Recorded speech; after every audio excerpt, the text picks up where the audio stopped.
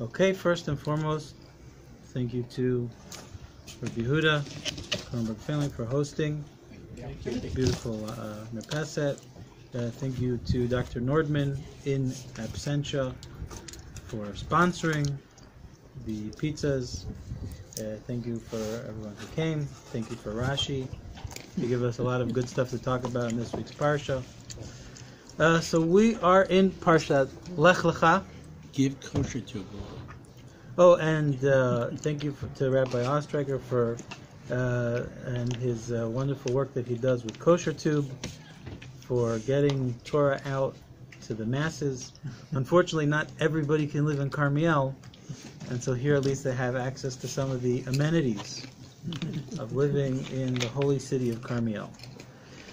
So just the first verse, usually that's enough. Especially when you get some of these Rashis that just explode out of the gate. 4 questions that we have to deal with in the first verse alone. And they're big ones. This is our introduction to Abraham. This is the first time we're meeting Abraham. We hear his name mentioned at the end of Parshat Noach. We've got a little bit of background that his family was on the move. They made it as far as Haran and stopped. That's all we really know. We don't really know much about Abraham in the Chumash itself. And all of a sudden we see that Hashem is talking to Abraham.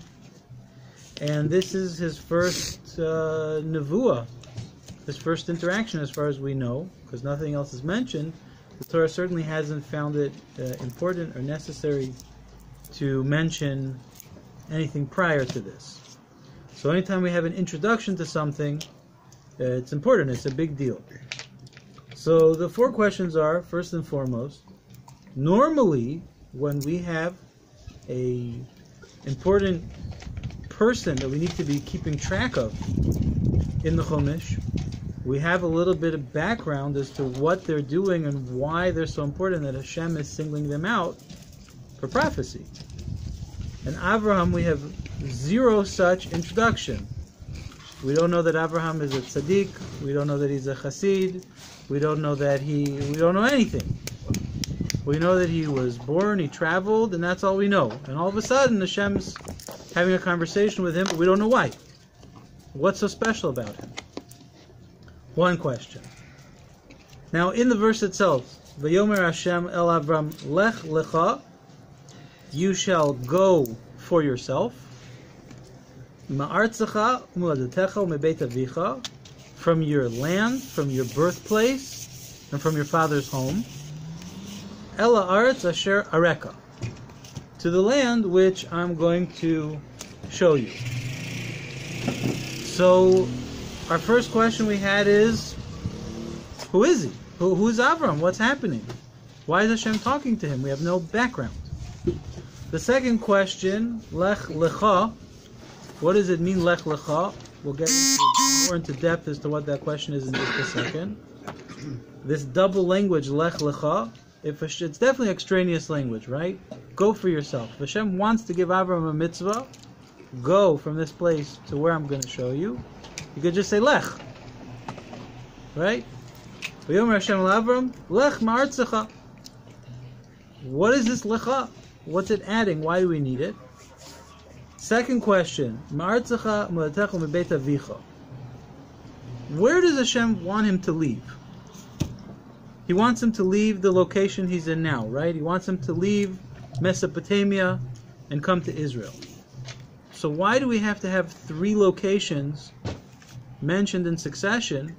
Just say, leave your land.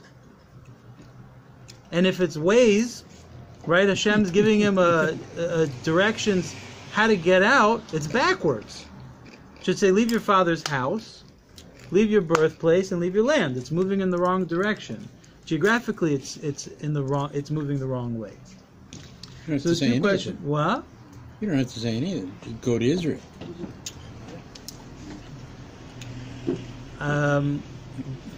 You can't be in Israel and not leave your home. You can't be in Israel and not leave. We see for there to be 2 ideas, right? That's not right. To say one thing is you need to leave this place and you need to go somewhere else, right? That could be 2 different concepts.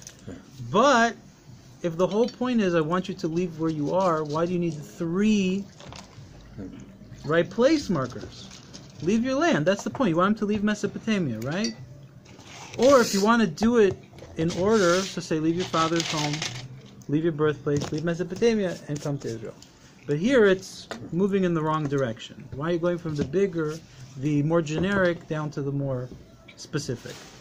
So that's question number 3. And the 4th question, right, we're just following along with the Rashi's questions over here, to the land that I'm going to show you, right? Why does Hashem not just say it?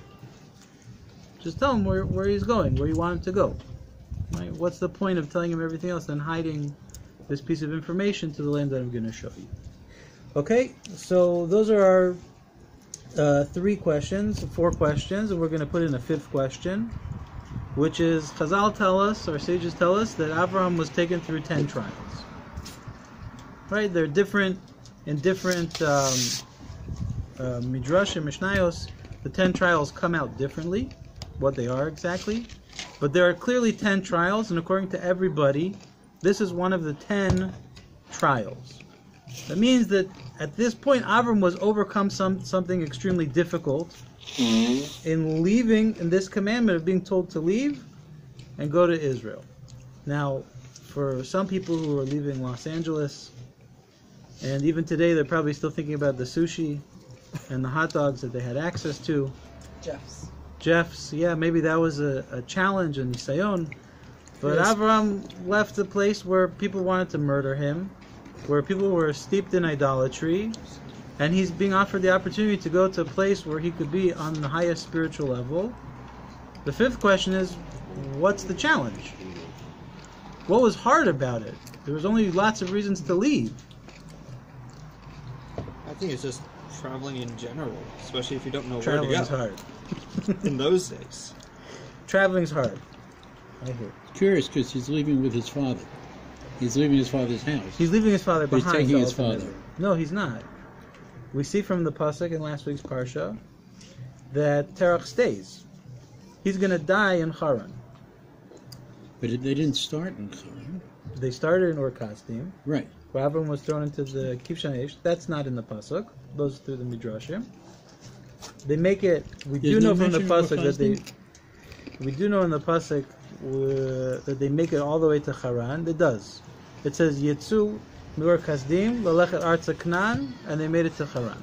They were leaving Ur Kasdim. They were going to go to Canaan. They got Haran. So his father makes it halfway. Yeah. Apparently they have good sushi and pizza and hot dogs there also. He died there. Yeah, he wanted to stay there.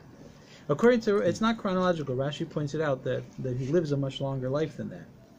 So this is Ein Mukdam Muchar B'Torah. They're telling us that he dies in this place, not that he died at that moment. Okay, so those are our 5 questions. Good. Now we want to get to Rashi, and then we'll start to expand that first question. So Rashi is explaining Lech-Lecha. What does it mean go for yourself? Why don't we just say go? What's this for yourself? So Rashi helps us out by saying Lahanatcha v'latovatcha. For your pleasure and your good. Right? Go, but go for your pleasure and go for your good. Rashi gives us the 2 reasons why. The continuation of the prophecy. Right? I'm going to make you into a great nation.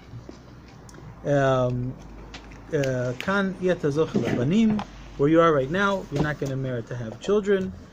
I'm going to make your greatness, your nature known throughout the world. Those are the reasons he says that you should go.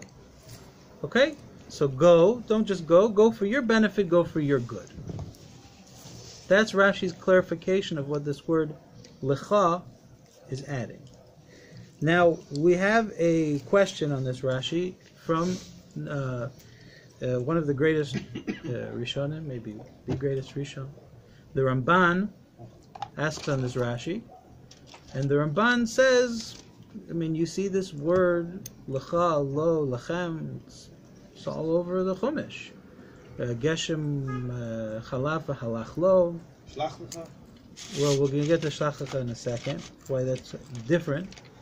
But you see that in a lot of these other places, it has no real mashma'ud. It's just a grammatical device. That's the Ramban's question. The Ramban's not, blown away by this idea that Lecha has to mean something.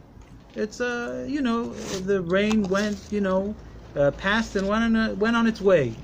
It went. Fine. That's the Ramban's question on Rashi, that the pshat, is just go. And Seder, so Chazal had a nice medrash. But of course the Ramban's arguments with Rashi are always, what's the pshat? Right? The pshat's just go. So he wipes away Rashi like this. Another question that we don't really need the Ramban for, we can ask this question ourselves, is why is Hashem adding this idea that the mitzvah that he's telling him to do has to be l'tovatcha v'l'natcha, for your benefit and for your good, right? For your pleasure and for your good. It's what I was thinking about when Shlomo sent me this article this week about tefillin. I guess it was a recent research study that they did that, it's a very big deal. You should know that putting on tefillin every day, they found out, is good for your heart. Yeah, because it stops the blood and then recircles the blood. So now you know why Hashem gave us the mitzvah of tefillin, because it's good for your heart. Now you can put on tefillin, you can feel good about it, right? I remember once with a student having a conversation. The idea of Brit Milah is a very difficult idea. It's so barbaric. Jews are barbarians. Look what they do. So we spoke about Brit Milah, and it's hard if a person has no sensitivity to spirituality. It's a bit of a hard idea to give over, right? Someone has to at least be sensitive to spiritual concepts. But when that student read an article that people who are circumcised have lower rates of prostate cancer, and then they were okay. That's okay. It's fine. Right? Now I get it. Scientific research helping us understand why we do mitzvahs. Right? Why do we do mitzvahs? You put on tefillin because it's good for your heart? People have been circumcised their babies for thousands of years because prophecy about lowering prostate cancer? But what does it have to do with the mitzvah? Why is Abraham leaving? If Hashem said to Abraham, Lech, no go. Abraham suddenly, do you have any studies to support research? What's the real estate market like in Israel? Is it better than what I can get for a house over here? Do you know how to tread water? Ha ha ha ha ha. Okay.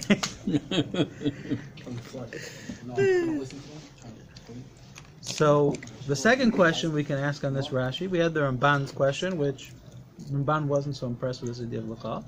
But the next question that we can ask is, why does Avram need it? What's the point? What are we gaining of this Lecha? Why do we need reasons? Avram will go because Hashem said. He's having a prophecy. He's not struggling with universal truths. Is it true? Is it not true? Hashem just spoke to him. Right? There's no doubt in his mind that that's what he's supposed to be doing with his life. Why do we need to add this extra layer? Okay. So there's a Gur Aryeh.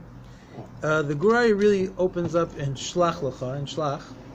Over here he gets into it a little bit, but then he adds a twist in Shlach, which is really going to make things harder for us. But harder is always good, because then we get down to the deeper truths. So we do see that the word Lecha is a device that indicates this idea that it's on one's own. Right? Just like halach lo for the rain, it went on its own way. That's how we understand this idea of Shlach Lecha over there. Right? Over there, it's clear that Hashem is not giving Moshe a commandment to send the scouts. Because if he's giving a commandment to send the scouts and everything backfires, well then that's somewhat Hashem's responsibility. The point is, and what Rashi points out over there, is that Shlach Lecha means Hashem said to Moshe, Mirtzoncha, if you want to. I'm not telling you to do it. You want to do it, you should do it. Okay, what's the point of that conversation? That's a whole different pizza on the porch for another time.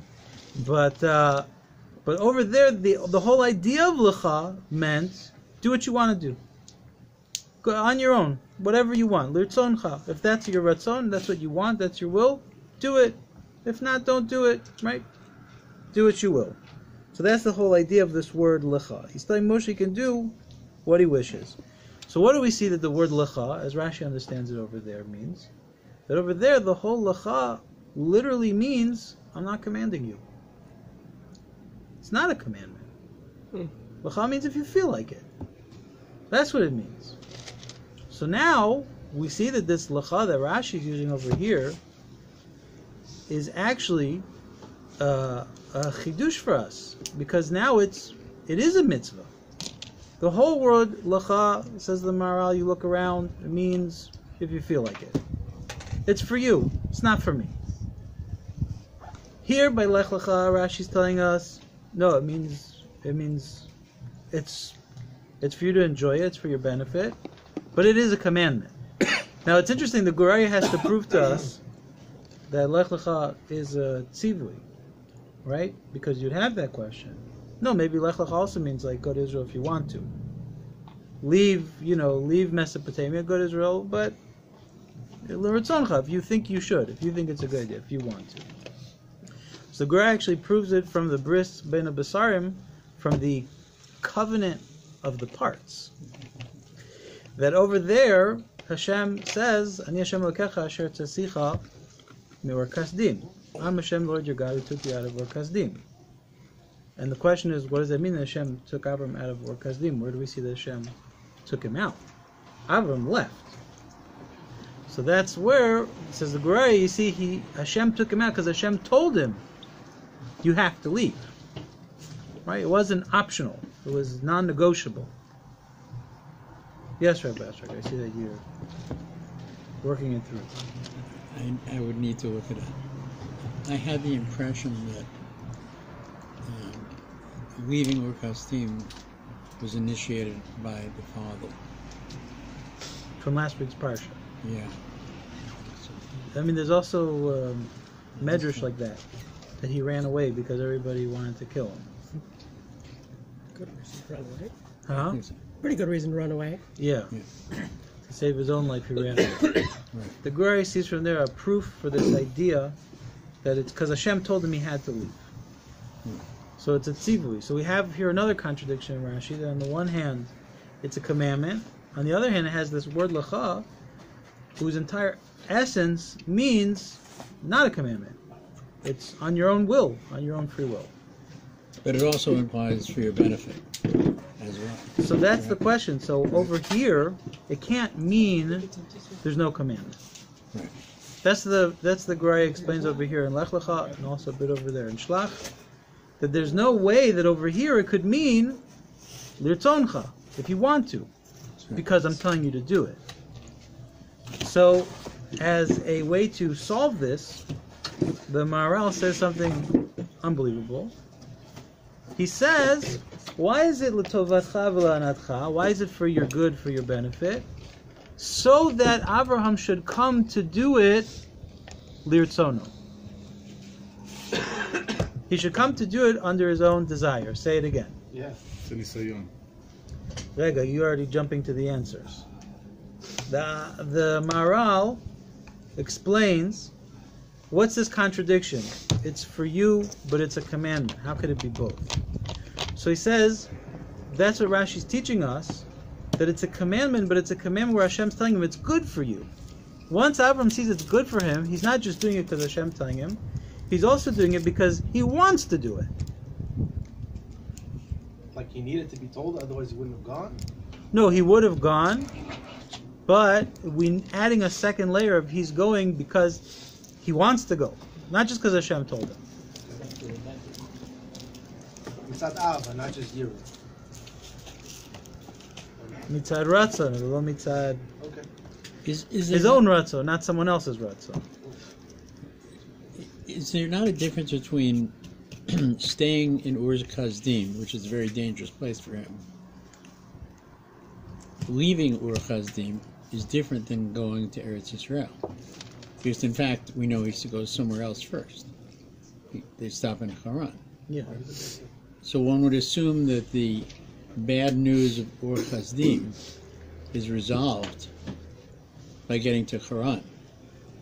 Yeah. Without the good news of Yeah, and the end that's of how the some of the journey. Mefarshim learn it, that's why you see that Haran, that Terach, he just wanted to get away from Ur Kasdim because it was dangerous from there. He got to Haran, he saw that it was safe. Right. He said, that's it, we don't have to go further. We can Guatemala, stop right Mexico, El Salvador. here. Yeah. Why did Stop Uganda. there. Uganda, that's a good place you for us. say Hashem who took you out from Kazim, have to from Haran, who already was outside of So the question is Kazim. where he received the tzivui, which is a machloket in the Rishonim, right? And from here you see the Guraya holds that he received it already in Ur Kasdim, some learn he received it in Haran. But it's a disagreement where he receives the Nevuah. We see that from there the Rashi goes like the Ibn Ezra, that he receives it in Ur Kasdim. Yeah. Okay. So good. So one thing that's an interesting note, the Emek Davar, the Netziv points out in the footnotes over there that Lecha actually has both meanings. And he brings a proof from another example, which is Psal Lecha. When Moshe Rabbeinu goes to make the second tablets, the second Luchot, Hashem says to him, Psal Lecha, you should carve them for yourself. So we see here that it's definitely a commandment. It's not like Moshe had a choice not to do it. And the Lecha was that Chazal teaches that Moshe was keeping the psolet, the psal yelecha, the amber that he chiseled out was what actually made Moshe Rabbeinu wealthy. So the Emek Davar actually proves that you see that the word lecha actually has both connotations.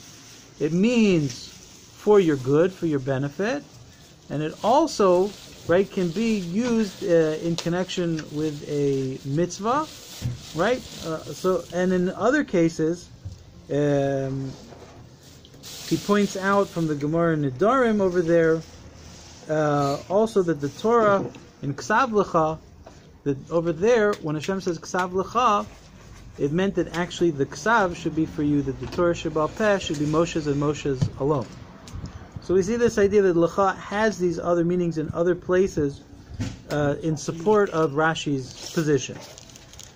Okay. So we see that according to the Gurarye, Lecha is Rashi wants to bring out both ideas, that even though it's a commandment, he also wants the Avram to do it under his own will. So now, that's going to bring us to a new question, which is, what is this mitzvah? What is this new type of mitzvah, right, that all of a sudden Hashem saying, don't just do it because I told you. I want you to also do it because you want to do it. Right? It's a chiddush. What? Well, it's like marriage. Okay, I'm listening. Or a gap. I want you to do it because you want to do it. Not because you're not doing it for me. You're doing it because you want to do it. Even though I have no interest in doing it. But you're still doing it because she wants you to do it. Meaning not just because it's the right thing to do, but also because you want to do it. Exactly. So the question is, why by Avram? Why specifically here, Lech Lecha? What is unique about this moment that this is where we don't see this type of mitzvahs all over the Chumash where Hashem's telling him, do this Lecha, do this Lecha, do this Lecha. Right? So the question is, what is unique about this first moment that we want it to be Ratzon Avram? L'Shem Shemayim is no longer good enough. Normally, you want a mitzvah to be L'Shem Shemayim, do it because Hashem wants you to do it. Forget if it's good for you or not good for you. Here, Hashem wants him to do it because it's good for you. Okay. So, there's a second version of this question, the question of the 10 nisyonot, of the 10 challenges, which is not only is Hashem giving him a commandment, right, to leave. This is supposed to be a challenge for Avram. Step one, Hashem's telling you, I'm commanding you to leave, which already seems to make the challenge a bit easier. Step two is that the place you're leaving from is a horrible place. right? Which makes it easier. Step 3 is you're doing it in order to go on and become someone great, right? So where is the challenge? Where's the nisayon in that? Okay. So now the answer, you tell me if this is what you wanted to say, Omer. The Panim Yafos is the first one who says this answer. The Ber Moshe also takes a very similar stance in answering this question. And he says as following. What do we know about Avram? We have to try to understand who Avram is. Right? We know that the pasuk in Yeshaya tells us that Avram is Avram Ohavi. Avram, my beloved one. There's a big part of what defines Avraham is his relationship of love with Hashem. Maybe that's what Shlomo is going for. Not just of fear, but also of love, of a closeness with Hashem, which is unique amongst the different personalities we encounter throughout Tanakh. So they understand that one of the things that Avraham is working on his entire life is developing a true and real sense of love. And we know that love is something that is not bound to any externals, right? Any conditions, right? True love, you love someone for the sake of love, right? So unique of the gods that existed at the time as well. What do you mean? The gods that were worshipped at the time of Abraham, pretty well worshipped out of fear. Or out of a desire to gain something. Also. Right? Yeah. Because I want parnasa, because I want children, not because they love them, right? Yeah. They're trying to appease them. So they learn like this. Avram wants to leave Haran anyways. There's no interest in hanging around with all these idolaters. He anyways wants to have children.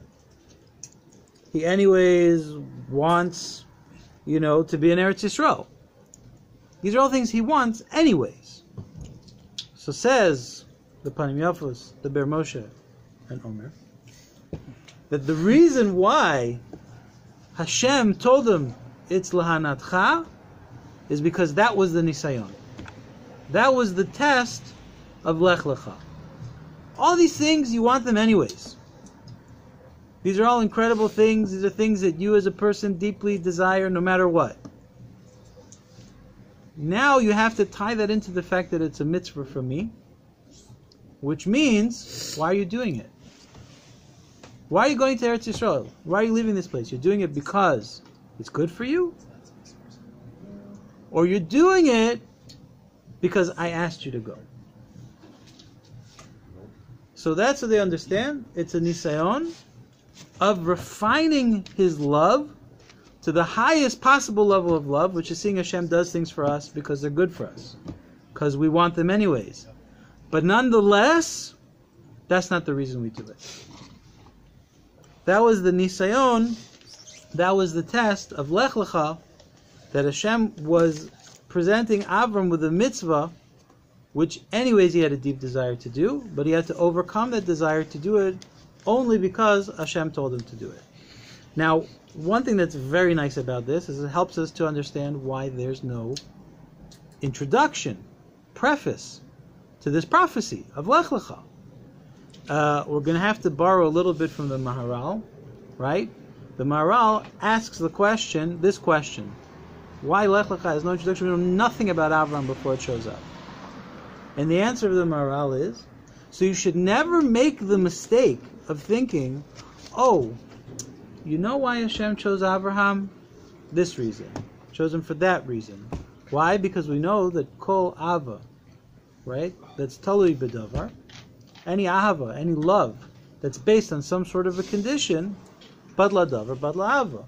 Once that thing's gone, the love dissipates. That's not real love. Says the Maharal, we don't describe Avram, we don't tell you like Noach, hey, he's a special person, he's a tzaddik, right? He found chen in Hashem's eyes. Because if those things go away in the future, then Hashem stops loving him, or the Jewish people. So the Maharal says, in order that you don't make that mistake, there's no introduction to Avram. You should know Hashem loves Avram because he loves him. He loves him, it's a pure love, it's a true love, there's no conditions. Okay, that's a very deep idea. That would take another hour of talking about what love is and what it means to just love someone because you love them. But that's one thing. It explains to us exactly why there's no introduction. Now, like this, I have questions. It's true, right? The vort that we have over here is true. It's a nisayon to overcome your desires to do something out of love. But to say it's pshat, we have to answer a few questions, which are some hard questions. First of all, right, if the whole point of what Abraham is doing is to overcome his ta'avot, his desire to leave anyways, so the order of how he tells Abraham to leave is backwards. Because the place he relates to the strongest is his father's home, and less, right, to his birthplace and less to his country. The place he cares the least about, the easiest place to leave, is the country. If the whole point is overcoming, being mitgaber, you need to switch the order. Hashem should say, leave your father's house, because that's the hardest place for him, the place that he has the least desire to leave. So that's more l'shem shemaim. I can do l'shem shemaim, says Abraham. Sure, I could leave my father's house, right? But then it gets more and more places that he's excited to leave. So if the whole point is overcoming, the lands are moving in the wrong direction. 2, other than that, why does he not tell him about the land of Israel? He leaves it as a blank. He should tell him, you're going to Israel, then he'll have a very strong desire to go, and he'll have to overcome that desire. By leaving it open, we're going back, that's l'shem shemaim territory. That's doing it for the sake of heaven. I don't know where it is, I'm going to you're telling me to go. Right? Question 3 is, every mitzvah, which is for a benefit of a person, has that struggle. The first mitzvah Hashem told Adam HaRishon, you should eat from every tree. That's a pleasurable mitzvah. And it has within the nisayon the challenge of doing it l'shem shemaim anyways. Right? When Hashem told man, pruvu, be fruitful and multiply. That's something that people want to do anyways. Right? And you have to overcome that challenge and do it l'shem shemaim. When he told Noach to get in the boat, save your own life. Yes, Noach was very happy to not die in the flood. And that has that nisayon of doing it l'shem shemaim. So I don't see what's unique about Avram that all of a sudden we talk about the nisayon of coming to do something l'shem shemaim. Everybody has to do that. And the fourth question is that this idea that the avot, all 3 of them, had certain nisyonot that they had to overcome. And generally the nisayon that they had to overcome was the one that most reflected their nature. And we'll talk about what that is in just a second. But this one seems to be, one of these things is not like the other, seems to be not like the rest of the nisyonot that Avram is going to have to go through. Okay, so interestingly enough, as I was walking out of shul on my way over, I bumped into Rav Moshe Fried, and he gave me one of his, what do you have to say? So we spoke a little bit about this question, about the Maharal's explanation of Lech-Lecha, this sort of duality of, it's a mitzvah, but I want you to do it because for your own benefit. And he said a different idea of nisayon. He said it's that maybe it's a nisayon of building Avram's emunah, because we know that Avram was, we're looking for different. What is the essence, the definition of Avram? One of the great things that Avram did was he was the greatest of the Balei Emunah, right? His faith was part of his hallmark character traits. So he says Hashem is giving him all these things that he wants to do, that he's excited to do.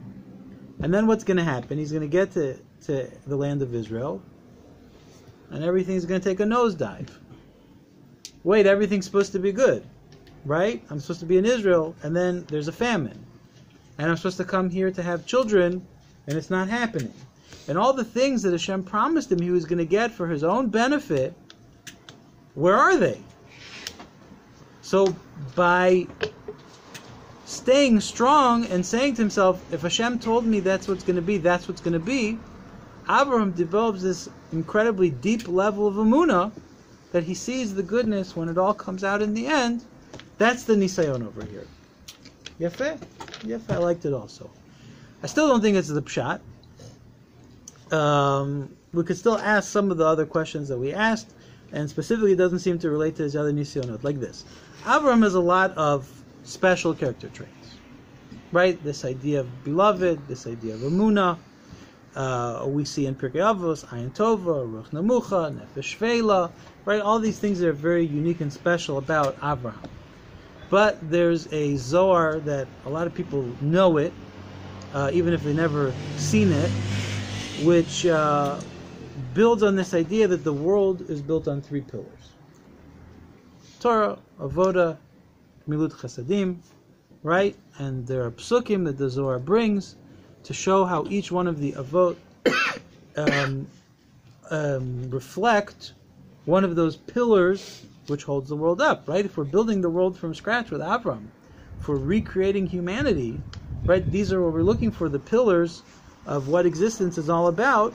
So based on the pasuk in Micha, right? Emes liYaakov, Chesed laAvraham, right? Truth is for Yaakov, Chesed is Avram. Abraham's defining characteristic is Chesed. Abraham is the Baal Chesed, that the one who shows us what all Chesed is supposed to look like. Okay, so now that we have that piece of information, we need to see how that's going to help us over here. So what does it mean to be a Baal Chesed? What does that look like? Because certainly we shouldn't assume that Noach didn't do chesed, right? All these tzaddikim before Abraham, I'm sure did achnasat orchim. I'm sure they had pizza and parsha sometimes. Yeah? Dr. Nordman. Dr. Nordman, yeah. Take it away from me. Right? They certainly were giving tzedakah. It's not like they didn't know how to do chesed. So what does it mean to really do chesed? Okay? We're not going to go all the way to the idea of doing chesed with Hashem that Rav Desser speaks about, but there's a beautiful idea of Rav Soloveitchik of Boston that always I really love this idea that he talks about it by Rachel. That Rachel, her name Rachel, means a sheep, right? A shepsel, a little sheep. A Rachel is a sheep. What's the idea of a sheep? The idea of a sheep is everything that I have, it's yours. You're cold, take my fur. You're hungry, take my milk.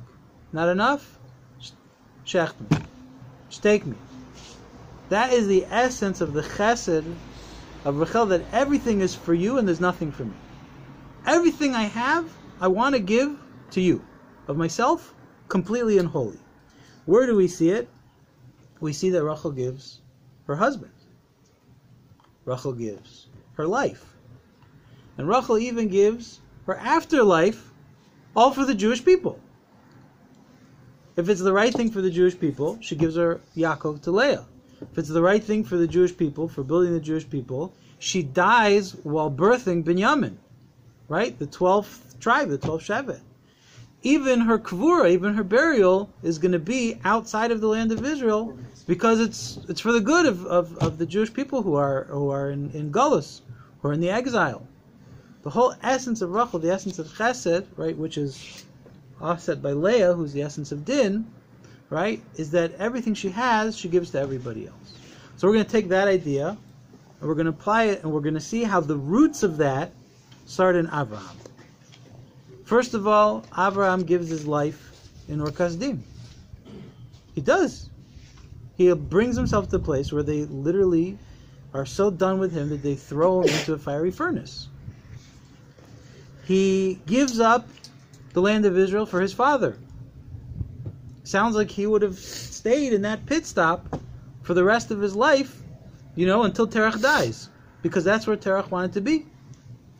we see that Avram gives up his nevuah, his prophecy in this parsha, for Lot. The whole time Avram and Lot were together, and that's a period of years. It's not like they came into Eretz Yisrael for a week and then they split up. For years, he did not have prophecy because he stayed with Lot. He gives that up in order to try to help Lot. And we see the same thing when the three Malachim come to him, Parsha Vayera.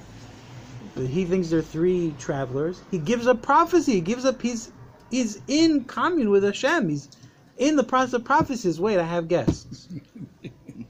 Right? He's willing to give that up for these three travelers, wanderers coming through the desert.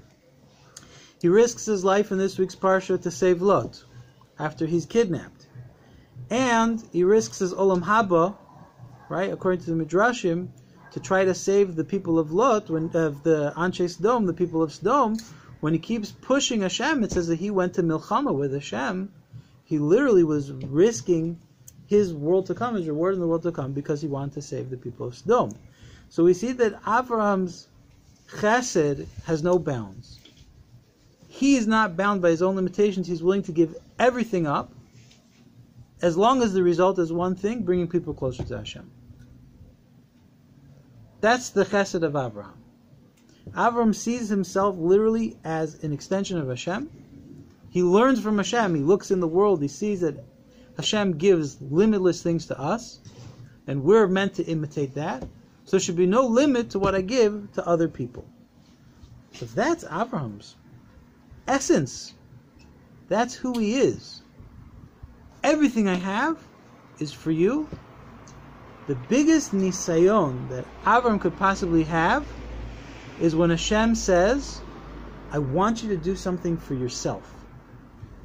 And I want you to do it at the cost of somebody else. Right? You have to leave your father. And you have to go because it's good for you. That's unbearably painful for Abraham. That's one of those things where, if there's like a sound effect of someone's like brain popping, right? That revelation for Avram was like, but that's not chesed, right? Hashem is redefining what it means to be a Baal Chesed. And that works perfectly with everything that we're talking about, because the idea over here, all of them, let's work through them. First of all, why are the lands backwards? Right? Because each one of them is a more painful area where Avram believes his work is to give himself over entirely. Avram says, look, why does Hashem put me here? He put me here to save this place. Can I save it? I'll give it everything I have till I'm depleted. So the first level is the country, Mesopotamia. The second level is his birthplace, right? The third level is his father's home. And each one's more and more who he is and who he feels he's meant to give his life to. It's working backwards from the circles of how we give tzedakah, right? How do you give tzedakah? You start tzedakah, you give first to yourself. Your life, someone else's life, your life goes first. Then goes to your family. Then it goes to people in your shul, in your neighborhood, in your city. Moves in outward concentric rings. Why? Because Hashem is teaching us how to be givers. And the more you relate to something, the easier it is to give. Right? I relate to my family. They're part of me. I feel very connected, so that it's easy to give to them. And you're training yourself to move further and further and further out, to be a better and better giver, to the point where when I can give to somebody who lives in a different city, I still feel like I'm giving to my family member. I still feel like it's for me, right? It's not a chore. So here it's backwards. Hashem says to him, you have to leave Mesopotamia. What do you mean I have to leave Mesopotamia? That's my country. This is my place. I'm trying to save this place. Hashem says more than that. You have to leave your birthplace. Whoa. That's where I was born. You put me there for a reason. More than I have to leave your father's home. But that's my father. He raised me. He defined my characteristics. That is who I am. That's my family. And each one's a deeper level of nisayon for Abraham as he redefines this concept of what it means to be a Baal Chesed. He's tested in that area of Chesed, what it means to do Chesed. It's a kind of training, in a sense, that, a person who's a visionary has a big vision. Yeah. Save the world. Yeah. As usually that person gets older, he realizes that it's beyond his ability. And he has a smaller vision. Save my nation. Yeah. And what Hashem is doing, stage by stage, is like pulling another carpet out from under him. Your dream was to save Mesopotamia. Right? It's not going to happen. Okay, at least I can fix my city. So No. I think if I'm not mistaken, I think the idea you're saying over is an idea from Rabbi Yisrael Salant. This idea that a person finally gets back and he realizes if I can just save myself, right? And of course the secret to that is that the greater you can become, the greater you make other people. But there's a deeper idea over here with Avram, a unique idea, which is that this idea that Judaism introduced to the world, right? This is the problem with Noach, is that Noach knows, right? I can't save these people, and I'm not sure that they should be saved. But at the very least, I can save myself. That's why you have Et Elokim Misalech Noach. He did try 120 years, no? Huh? Wasn't it the whole idea of building the cave outside? Trying, whether he believes it or not. But where's the risk? No, there's no risk. There's no risk. That's the whole point. Noach, the way that the Mefarshim understand it, he has to live in constant connection with Hashem in order to not fall to stoop to the level of the generation. So he can't go out and do kiruv with anybody. Because if he goes kiruv, that could be the end of his spiritual journey. Whereas Avram is telech lefanav v'tei tamim, Hashem says to him, you can go in front of me. You don't even need to hold on to me, and you're going to be able to hold on to this level of tmimut, of walking with Hashem with no questions asked whatsoever. So this idea that the avot that Avram is bringing into the world is when you have a person who they're willing to give everything over because they see themselves as a tool, as an extension just for Hashem. That changes the whole playing field. That's why the continuation of this nevuah is Hashem says to Mitya Bracha, you are now going to be the source of bracha in the world. When Adam got a bracha, it came from me. When Noach got a bracha, it came from me. With you, Abraham, the rules change. You're now the source of bracha. Whoever you decide gets a bracha gets bracha from me. Why? How does Abraham do that? Because Abraham gives everything over. He doesn't exist anymore. He's an extension of Hashem. He says, if you're an extension of me, that's a different story altogether. Now, I have to make you great. Why? Because when you get great, I get great. When you bring children into the world, those children are mine. When your name becomes great and you become wealthy, that's all me. The greatest chesed you could do is making my name great in this world. And once you realize that you're willing to give everything up, you can change the whole field of chesed, since everything you do is l'shem shemayim.